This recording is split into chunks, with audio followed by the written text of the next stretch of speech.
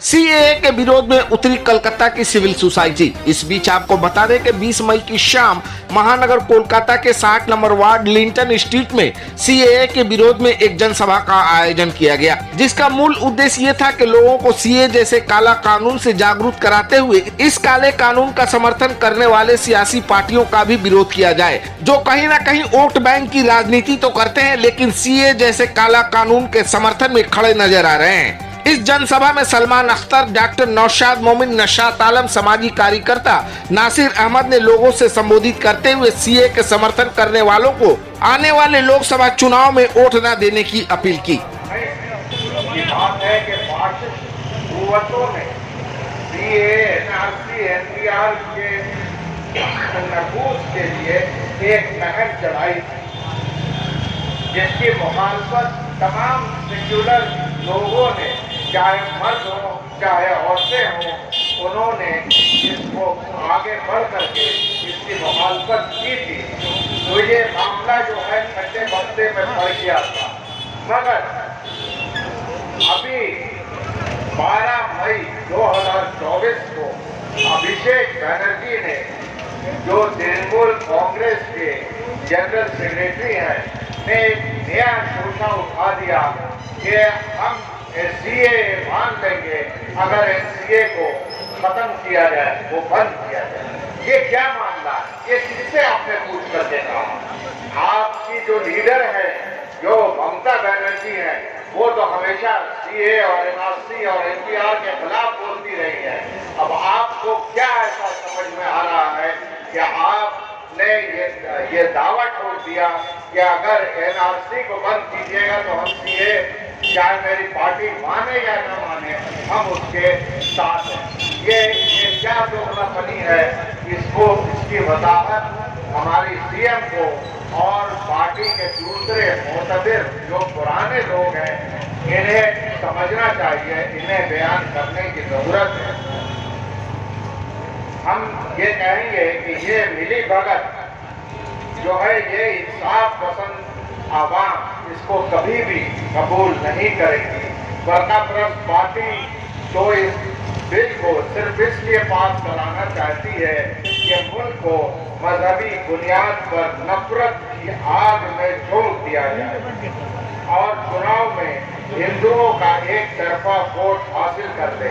इस कानून की न सिर्फ आलमी बरादरी ने मजम्मत की, बल्कि हिंदुस्तान के तमाम बड़े दानिशवरान, वकीला, माहिर कानून, समाजी तंजीम, मुफक्किरान ने शदीद मुखालफत की और उसके खिलाफ सुप्रीम कोर्ट में भी मामला दायर किया। आप कहती कुछ है, करती कुछ है, दुनिया को दिखाने के लिए कुछ और है और अंदर से कुछ और है। इसीलिए भाइयों और बहनों, मेरे दोस्तों और साथियों, ये जो इंतखाब होने वाला है, ये 1 जुलाई को, 1 जून को, ये इंतखाब ऐसा इंतखाब नहीं है। ये इंतखाब आपको सोच समझकर वोट देने का है। ये इंतखाब एक ऐसा इंतखाब है जो मुल्क के आइन को बचाने का इंतखाब है।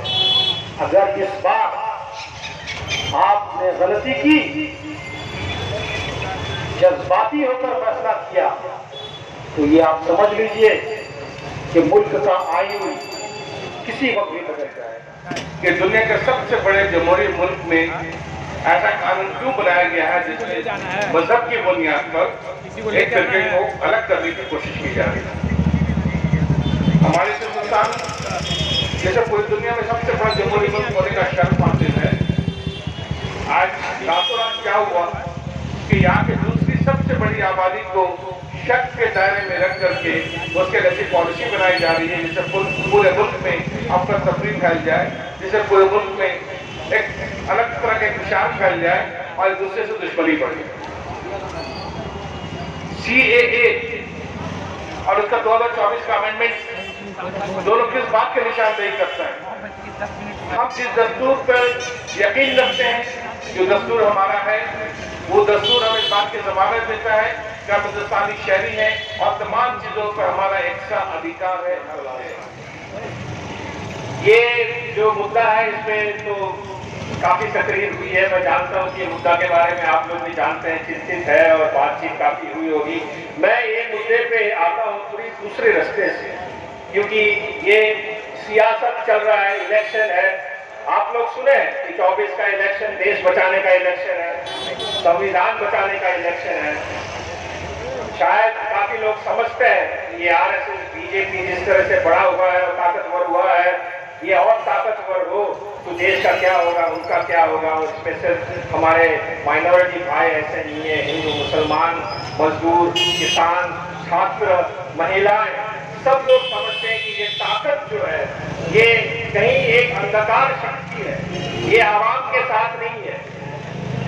लेकिन मैं सिर्फ 2-4 चीज कहूंगा जो शायद आप लोगों ने सुना हो, लेकिन मैं गुजारिश करूंगा कि शांति से ये सुनिए और सोचिए, आपस में बात कीजिए, क्योंकि मीडिया जो है, ये पार्टी हो या मोदी की पार्टी हो, मीडिया बिक गई।